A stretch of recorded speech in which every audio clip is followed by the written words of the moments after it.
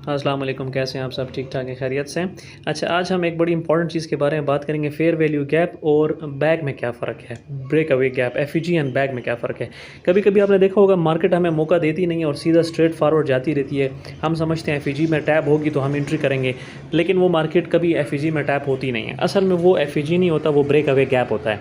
अब एफईजी और break away gap में लोग कन्फ्यूज़ होते हैं, कैसे इसको ट्रेड करना है, कैसे करना है, देखते हैं। लेट से मार्केट ऐसे मूव कर रही है, ठीक है, मार्केट ऐसे मूव कर रही है और मार्केट यहाँ पे कुछ एफईजी बना रही है और जा रही है, ठीक है। लेट से यहाँ पे मार्केट रुक जाती है और नीचे इसने एफईजी कहीं पर बनाया हुआ है, हम जिसको एफईजी मार करते हैं यहाँ पे। लेट से इसने एफईजी बनाया, हमें पता है कि एफईजी में मार्केट टैप होगी तो जाहिर बात है वो कोई ना कोई रिएक्शन तो देगी। अगर हाई ट्रेंड में तो ऊपर जाएगी, यहाँ से मार्केट टैप होती है और सीधा ऊपर की तरफ जाती है। यहाँ से ये तो एफईजी है तो सबको क्लियर है, ठीक है। लेकिन कभी कभी मार्केट जो है ऐसे सिनेरियो बनाती है कि मार्केट अब जैसे जा रही है, हायर हाई को ब्रेक करते हुए जा रही है, ऊपर जा रही है, ठीक है, और यहाँ पे एफईजी बनाते बनाते मार्केट सीधा निकल जाती है। मतलब मार्केट में रिट्रेसमेंट आई नहीं है। अब यहाँ भी एक एफईजी मार्केट ने बनाया हुआ है, लेट से ये यहाँ पर भी एक एफईजी है, यहाँ पर भी एक एफईजी, तो ये पूरी एक डिस्प्लेसमेंट है। आपको तो पता है डिस्प्लेसमेंट एक ऐसा मूव जिसके अंदर जो है एफईजीज हों, जहाँ से स्मार्ट मनी का पता चलता है। ये सारी लाइन जो है ये डिस्प्लेसमेंट वाली है, लेकिन मार्केट ने इसमें टैप किया ही नहीं। मार्केट वहाँ से ही ऊपर से निकल के और मज़ीद ऊपर चली गई है। तो अब ये जो मार्केट ने हमें मौका नहीं दिया ना, इसलिए नहीं दिया क्योंकि यहाँ पर आ गए हैं ब्रेक अवे गैप। ये फेयर वैल्यू गैप नहीं है, ये ब्रेक अवे गैप है। और ब्रेक अवे गैप क्यों आता है? वो इसलिए आता है कि जब मार्केट में बहुत ज़्यादा जो है वो ऑर्डर्स आ रहे होते हैं और इतनी स्पीड से आ रहे होते हैं कि मार्केट जो है वो किसी को भी एंटर होने का मौका ही नहीं देती। मतलब बाइंग प्रेशर इतना ज़्यादा होता है या सेलिंग प्रेशर इतना ज़्यादा होता है कि वो मार्केट किसी को मौका देती नहीं है और वो मार्केट जो है ऊपर से ऊपर या नीचे से नीचे चली जाती है। अब यहाँ पे गौर से देखें, एक चीज़ मैं आपको बताता हूँ। लेट्स से ये यहाँ पे एक फेयर वैल्यू गैप है, ठीक है। अब ये फेयर वैल्यू गैप कब बनेगा?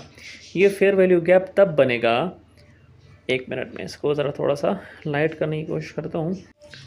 अब लेट्स से ये एक एफईजी बना हुआ है, ठीक है, ये एफईजी बन गया हमारे पास, सही है। 3 कैंडल्स होती हैं, तीसरी कैंडल को अब आप देखें। अब यहाँ पे आप तीसरी कैंडल को देखें जो लास्ट में बनी हुई है और दूसरी कैंडल को देखें। इसमें जो तीसरी कैंडल है ये दूसरी कैंडल के अंदर क्लोज हुई है, क्योंकि दूसरी कैंडल की आप विक देखें ऊपर, यहाँ पर मैं एक लाइन भी ड्रॉ कर लेता हूँ कि आपको समझ आए। यहाँ पे देखें ये एक लाइन ड्रॉ हो गई, ठीक है। लेकिन जो तीसरी कैंडल है जिसने एफईजी बनाया है वो दूसरी कैंडल के अंदर क्लोज हुई है। ये हो गया एफईजी। यहाँ पर अगर ऐसी सिचुएशन बने ना तो इसको हम कहते हैं एफईजी, यहाँ मार्केट टैप होकर सीधा निकल जाती है, ठीक है। इसको आपने याद रखना है। जो एफईजी की तीसरी कैंडल है वो मोस्टली दूसरी कैंडल के अंदर क्लोज हो जाए, उसकी बॉडी अंदर क्लोज हो जाए, बहुत अच्छी बात है। बॉडी अंदर क्लोज हो तो भी ठीक है, विक के साथ भी ठीक है, बॉडी के साथ भी ठीक है। अब यहाँ पे ब्रेक अवे गैप को देखें। यहाँ पे अगर हम देखें यहाँ पे कितने ज़्यादा एफईजीज हमारे पास, यहाँ पे ये भी एक गैप है, ठीक है, इसको हम एफईजी समझते हैं, ये भी एक गैप है।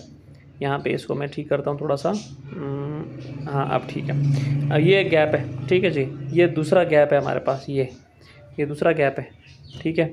इस तरह ये हमारे पास तीसरा गैप है यहाँ पे। अब डिस्प्लेसमेंट का मूव आया हुआ है और आप देखें कि हर कैंडल जो है वो दूसरे कैंडल को उसने हाई ब्रेक किया हुआ है और ऊपर कोई विक भी नहीं है। इतनी स्ट्रॉन्ग बाइंग है कि ऊपर विक ही नहीं है। विक शो करती है सेलर्स को, ऊपर की विक शो करती है सेलर्स को, विक ही नहीं है आपके पास।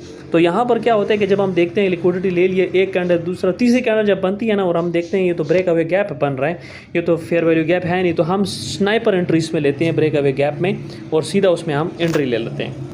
लेकिन स्नाइपर एंट्री में भी हमने अपना सेटअप देखना होता है। अगर सेटअप बन गया है एमएसएस हो के जो हमारा सेटअप है उसके साथ ही ब्रेक अवे गैप बन रहा है पीछे, मतलब एफईजी बन ही ना, तो हम फिर हाफ अमाउंट जो है वो हम उसी वक्त ऐड हो जाते हैं। और अगर मार्केट वापस कभी आ गई उस वक्त अपने टीपी लगने से पहले तो फिर हम हाफ अमाउंट के साथ आते हैं, वरना हम हाफ अमाउंट के साथ जा सकते हैं। और अगर कोई बहुत रिस्क लेता है तो फिर फुल अमाउंट जो 1% है पूरे के साथ भी जा सकते हैं। अब रियल मार्केट को देखते हैं।